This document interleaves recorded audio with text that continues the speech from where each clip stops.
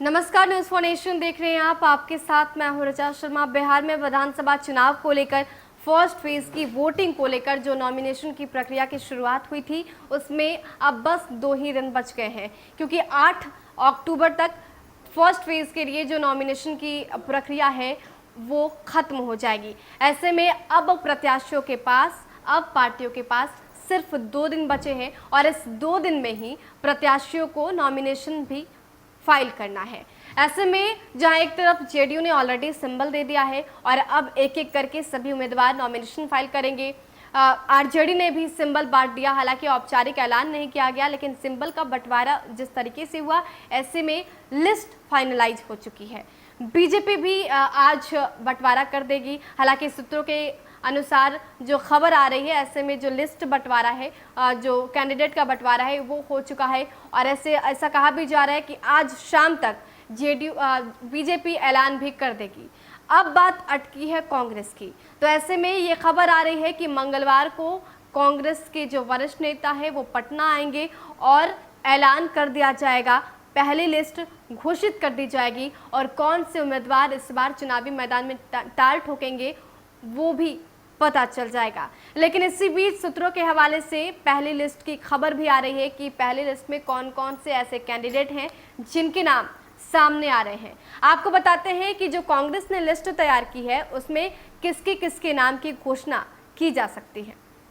सूत्रों से मिली जानकारी के मुताबिक इन दोनों चरणों में कांग्रेस पार्टी के पास 46 सीटें हैं, जिनके लिए सिटिंग उम्मीदवारों में लगभग सभी नामों को फाइनल करते हुए पार्टी ने मुहर लगा दी है। उम्मीद जताई जा रही है कि पार्टी नेता मंगलवार को पटना लौटेंगे, जिसके बाद प्रदेश अध्यक्ष डॉक्टर मदन मोहन झा प्रत्याशियों की लिस्ट जारी कर देंगे।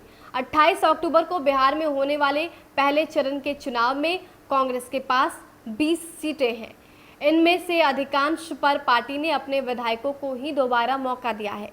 पार्टी के विश्वस्त सूत्रों से मिली जानकारी के अनुसार जदयू से कांग्रेस में आए निवर्तमान विधायक गजानंद शाही उर्फ मुन्ना शाही को पार्टी बरबीघा से चुनाव लड़ाएगी।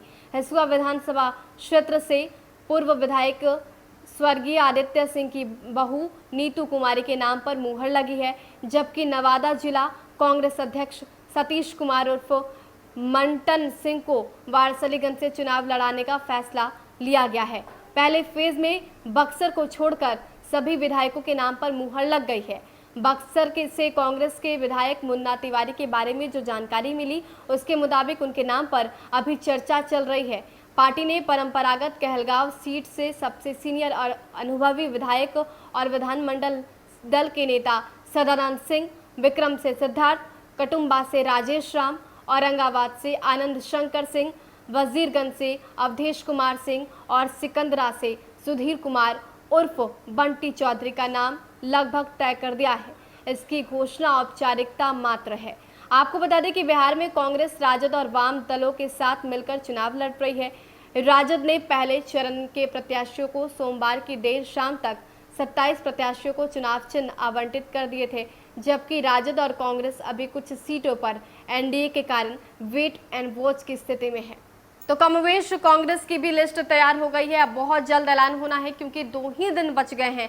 ऐसे में सभी को पहले फेज के लिए नॉमिनेशन फाइल भी करना है, तो पार्टियों के पास बहुत ही कम समय बचा है।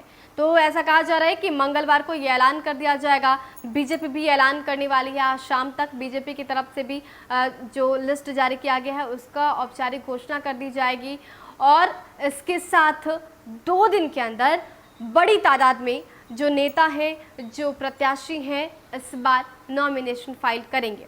बिहार की सियासत में ये पहली दफ़ा होगा जब इतनी जल्दी सब कुछ हो रहा है, क्योंकि चुनाव की घोषणा भी काफ़ी जल्दी हो गई और उसके बाद से नॉमिनेशन की प्रक्रिया में जिस तरह से हमने देखा, तस्वीरें देखी, वैसे में ऐसा लग रहा था कि कोई बड़े दल का नेता ने नॉमिनेशन फाइल नहीं किया। और अब क्योंकि 2 दिन बचा है, ऐसे में राजद, बीजेपी, जेडीयू और कांग्रेस पर सबकी नज़र टिकी होगी। फिलहाल के लिए इतना ही। बने रहे हमारे साथ और देखते रहे न्यूज़ फॉर नेशन। नमस्कार।